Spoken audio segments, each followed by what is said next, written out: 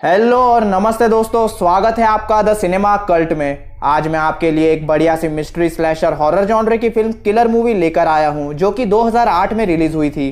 IMDb पे इसे मिले हैं 4.5 आउट ऑफ 10 स्टार्स और मेरी खुद की इस मूवी को रेटिंग है 6 आउट ऑफ 10। सड़े हुए टमाटर पर यह है 28% फ्रेश विथ 19% ऑडियंस स्कोर। सो अब बिना किसी देरी किए रोल द इंट्रो।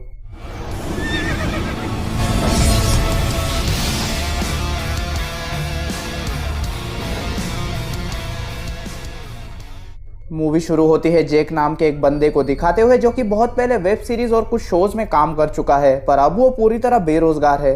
तो उसका एक दोस्त, जिसकी फिल्म इंडस्ट्री में अच्छी खासी पहचान थी, वो उसे एक काम दिलवाता है, जिसमें जेक को एक छोटे से टाउन में जाकर उस टाउन की हॉकी टीम के ऊपर एक रियलिटी शो डायरेक्ट करना था। और इस रियलिटी शो में जेक के साथ ब्लैंका चैंपियन नाम की एक एक्ट्रेस थी, जो कि मूवी में बहुत ही बड़ी एक्ट्रेस है और उसके सिर्फ लड़के ही नहीं बल्कि लड़कियां भी दीवानी है। फिर मूवी उसी छोटे टाउन पर शिफ्ट होती है, जहां पर हमें उस टाउन के हॉकी टीम का एक बंदा वांस और उसकी गर्लफ्रेंड जेनी दिखाई जाती है, जो कि उन जंगलों में वांस के बाप के एक फार्म हाउस में गुलू गुलू करने आए थे। फिर हम देखते हैं कि जेनी और वांस अपने कार्यक्रम की तैयारी कर रहे थे, पर जेनी वांस से कहती है कि वो बाहर से जाकर लाइट बंद करके आई। एंड दोस्तों, इन पागलों के फार्म हाउस और उस एरिया के इलेक्ट्रिसिटी का मेन स्विच इस घर से काफी दूर था, जिस वजह से जेनी GTA सैन एंड्रियास की ATV लेकर उस स्विच तक जाती है।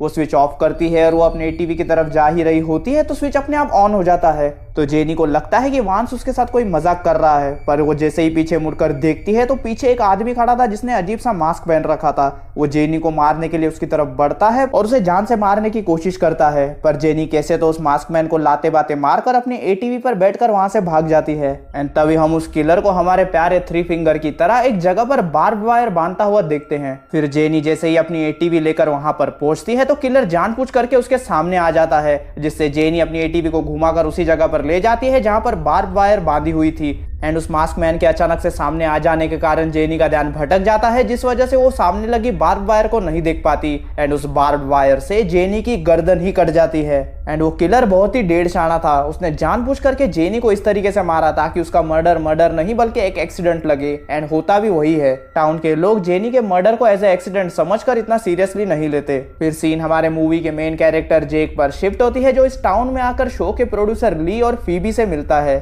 जो कि जेक को कहते हैं कि अब उन्हें इस टाउन की हॉकी टीम पर नहीं बल्कि इस टाउन में हुए मर्डर के ऊपर शो बनाना है, ताकि पैसा ही पैसा आ सके। क्योंकि जाहिर सी बात है, लोगों को ऐसे खून खराबे वाले क्राइम पेट्रोल जैसे गंदे शोज देखना ज्यादा पसंद है। एंड अगर आप लोगों को हॉकी का एक मैच या फिर क्राइम पेट्रोल के एक शो में से किसी एक को चुनने के लिए कहोगे, तो लोग क्राइम पेट्रोल को ही चुनने वाले हैं, क्योंकि यही हमारे दुनिया की टेंडेंसी है। एंड यही कारण है कि हमारे देश में गोल्ड मेडल्स की खबरें कम और खून खराबे की खबरें ज्यादा सुनने को मिलती हैं। बट खैर, इसके बाद जेक इस टाउन के लोकल हाई स्कूल में जाता है, जहां पर वो अपने शो के क्रू मेंबर से मिलता है, जिसमें सबसे पहले कीर थी, जिसे पूरा विश्वास है कि जेनी का एक्सीडेंट नहीं बल्कि मर्डर हुआ है। एंड उसे शक है कि जेनी का मर्डर और किसी ने नहीं बल्कि वांस के बाप कोच कारहार्ट ने किया है, जो कि अपने बेटे के हॉकी टीम का खुद कोच भी है। इसके बाद जेक क्रू के बाकी लोगों से मिलता है, जिसमें थे Mike, Daphne, Luke and Greg. And साथ ही वो टाउन के हॉकी टीम के कैप्टन वांस और उसकी हेड चीयर लीडर एरिन से भी मिलता है। इस दौरान हम उस हॉकी टीम की cheerleading coach Mrs Falls को देखते हैं, जो कि हाई स्कूल के वर्कशॉप एरिया में एक सॉ से कुछ लकड़ियां काट रही थी। तभी वहां लटका हुआ एक हॉकी टीम का पोस्टर फटता है और उसमें से वो मास्क वाला किलर निकल कर आता है। फटा पोस्टर, निकला किलर।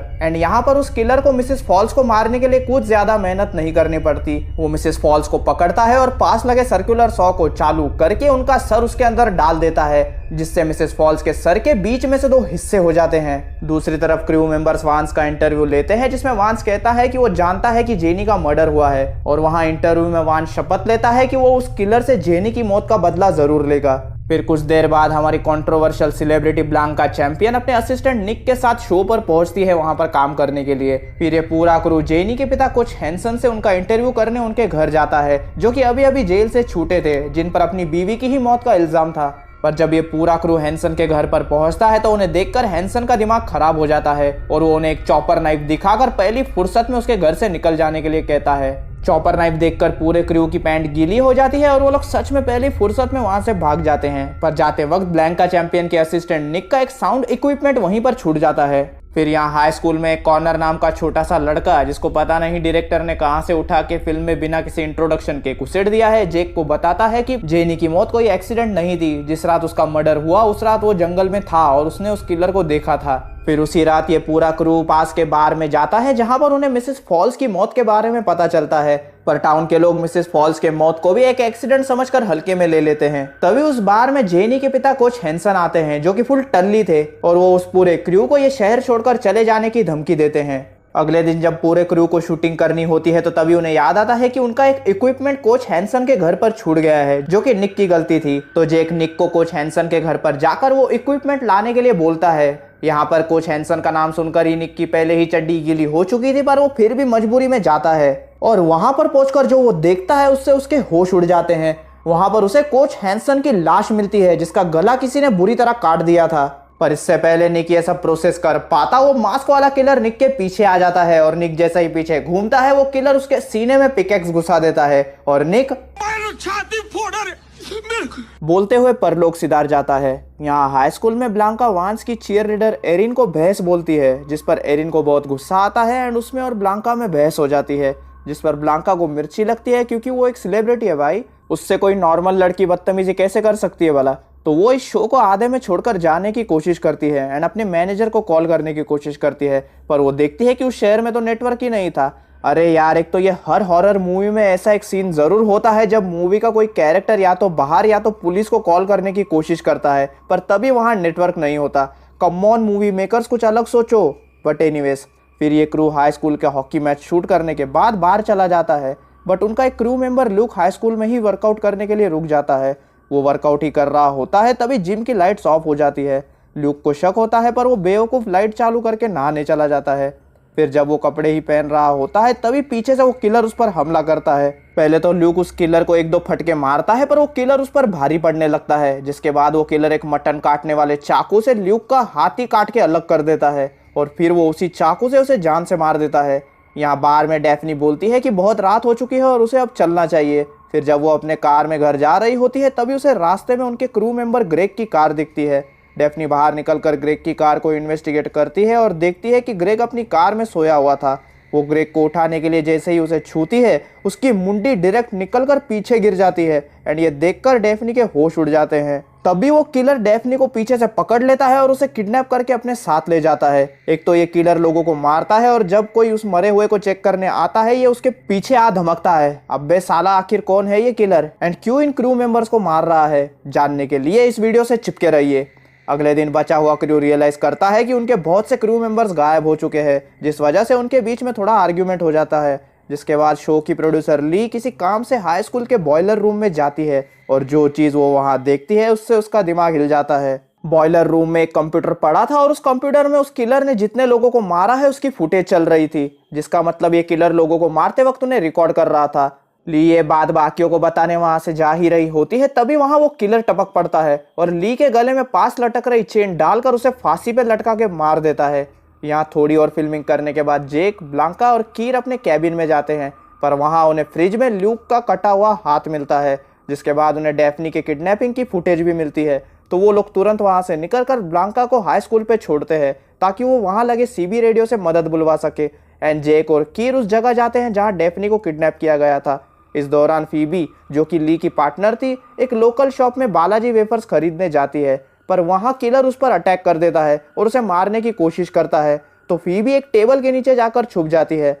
कुछ देर बाद वांस के पिता कोच कारहार्ट वहां आते हैं और उनकी आवाज सुनकर फीबी बाहर निकलती है और उन्हें उस किलर के बारे में बताती है। वो लोग गाड़ी में बैठकर वहां से भाग ही रहे होते हैं कि तभी सोचो क्या होता है, वो किलर उस कार की बैक सीट में ही था। वो पीछे से वांस के बाप का गला काट देता है, जिसे देखकर फीबी गाड़ी से उतरकर भागना शुरू करती है, पर वो किलर उसे पकड़ लेता है और उसका गला दबाकर उसे मार देता है। यहाँ जेक और कीर को जंगलों में उस किलर का अड्डा मिल जाता है। वो लोग वहां से जा ही रहे होते हैं कि तभी गलती से जेक का पैर वहां पड़े एक बेयर ट्रैप में फंस जाता है। वो दोनों बहुत कोशिश करते हैं पर वो बेयर ट्रैप नहीं खुलता, तो कीर मदद लेने के लिए जेक को वहां अकेला छोड़ के हाई स्कूल में चली जाती है। यहाँ स्कूल में ब्लांका सीबी रेडियो पे मदद मांग रही होती है कि तभी उसे दूसरी तरफ से कुछ आवाज आती है। वो पूछती है कि कौन बोल रहा है एंड सामने वाला कहता है रस्टी नेल, पर तभी सीबी रेडियो का कनेक्शन चला जाता है और ब्लांका को कोई मदद नहीं मिलती। तो वो बॉयलर रूम में चली जाती है जहां उसे वो छोटा लड़का कॉर्नर मिलता है। अरे भाई साहब, किसका बच्चा है ये, आकर लेकर जाओ। कॉर्नर ब्लांका को वहां पीसी पर चल रही फुटेज दिखाता है जो कि उस किलर ने खास ब्लांका के लिए बनाई थी। जब वो दोनों वहां से निकलकर ऊपर आते हैं तो प्ले एरिया की दीवार पर उन्हें डैफ्नी की लाश मिलती है जिसे उस किलर ने बुरी तरह चीर फाड़ कर वहां लटकाया था। तो वो कॉर्नर को अपने साथ सीबी रेडियो वाले रूम की तरफ लेकर जाती है, पर गलती से वो खुद को अंदर ही लॉक कर देती है और कॉर्नर बाहर रह जाता है। तो वो कॉर्नर को यहाँ से निकलकर मदद लाने के लिए कहती है। कॉर्नर के जाते ही हम कीर को देखते हैं जो कि अभी हाई स्कूल में आई थी, पर वो किलर उसके मुंह पे बड़ी सी ट्रॉफी मार के उसे बेहोश कर देता है। वो कीर को टंगा टोली करके लेके ही जा रहा होता है कि ये करते हुए उसे ब्लांका रूम के अंदर से देख लेती है और वो किलर ब्लांका को उसे देखते हुए देख लेता है।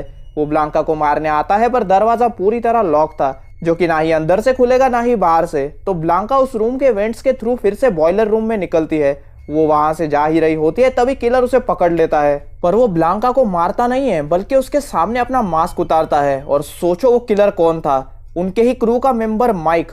वो ब्लांका को कहता है कि वो उसके पीछे पागल है और वो उससे बहुत प्यार करता है। उसने इतने सारे लोगों को इसलिए मारा ताकि उसके और ब्लांका के बीच में कोई ना आ सके और वो उसके करीब रह सके। कोई सेंस है इस बात की? एंड उसने लोगों को मारते वक्त उनकी रिकॉर्डिंग भी इसलिए की ताकि जब सबके मरने के बाद लोग इस मूवी को देखेंगे तो उसमें सिर्फ ब्लांका ही जिंदा बची होगी, जिससे वो और भी बड़ी सेलिब्रिटी बन जाएगी। जाहिर सी बात थी कि माइक एक साइको था। कीर ब्लांका को बचाने जाती है पर माइक कीर के पेट में चाकू मार देता है। पर जब वो देखता है कि ब्लांका उससे कोई प्यार व्यार नहीं करती तो माइक ब्लांका को भी मारने की कोशिश करता है, पर तभी वहां ऐन वक्त पर जेक आ जाता है और वो एक शॉटगन से माइक के सीने पर 3 बार गोलियां मारता है और माइक भी छाती फोड़ बोलते हुए नरक सिधार जाता है। अगली सुबह पुलिस वहां पहुंचती है और माइक के बॉडी को एक बॉडी बैग में डालती है। कीर भी बच जाती है और माइक उसे बताता है कि पुलिस वालों ने उसे बताया है कि दरअसल माइक एक मेंटल हॉस्पिटल से भागा हुआ पेशेंट था जो कि स्टार्टिंग से ही ब्लांका के पीछे पागल था। फिर जेक माइक के बॉडी बैग की तरफ जाता है जहां उसे एक बुलेट प्रूफ जैकेट पड़ी हुई मिलती है और माइक का बॉडी बैग खाली था, जिसका मतलब जब जेक ने माइक को गोली मारी तब उसने ये बुलेट प्रूफ जैकेट पहन रखी थी और अब वो वहां से भाग चुका था। तभी हमें एक कैमरा फुटेज दिखाई जाती है जिसे देखकर यही लगता है कि माइक वहां से निकलकर जंगलों में कहीं चला गया है, जिसका मतलब माइक ये सब भी रिकॉर्ड कर रहा था। तभी स्क्रीन ब्लैकआउट हो जाती है और मूवी वहीं खत्म हो जाती है। तो माइक एक साइको आशिक था जिसने अपने प्यार के लिए इतनी सारी जानें ली और साला एंड में बचकर भाग भी गया। पर इस मूवी का कोई सेकंड पार्ट नहीं है, पर मूवी की एंडिंग बढ़िया थी जिसे देखकर यही लगता है कि इसका सेकंड पार्ट भी आना चाहिए। एंड इसी के साथ ये था मेरा किलर मूवी का complete explanation with theories and details और मुझे उम्मीद है कि आपको ये मूवी जरूर पसंद आई होगी। So if you like the video then like the video. आपको एक्सप्लेनेशन कैसा लगा ये मुझे कमेंट सेक्शन में बताओ। इस वीडियो को अपने दोस्तों के साथ शेयर करो और अगर चैनल पर नए हो तो चैनल को सब्सक्राइब करके बेल नोटिफिकेशन आइकन दबा दो, क्योंकि मैं यहाँ पर ऐसी ही यूनिक मूवीज लाता रहता हूँ यूनिक एक्सप्लेनेशन के साथ। एंड अगर आपको जानना है कि मेरी आने वाली वीडियोस किस मूवी पर होने वाली है या फिर आपको वेज मीम्स देखना पसंद है तो मुझे इंस्टाग्राम पर फॉलो करो। एंड अगर आपको मेरी प्रीवियस मूवीज की लिंक्स चाहिए तो मेरे टेलीग्राम चैनल को सब्सक्राइब करो, जहां पर मैं पोल भी डालता रहता हूं कि अगली मूवी का थंबनेल कौन सा रखना है। दोनों का लिंक आपको डिस्क्रिप्शन में मिल जाएगा। इसी के साथ मिलता हूं मैं आपसे अगली वीडियो में और तब तक के लिए स्टे विद द कल्ट।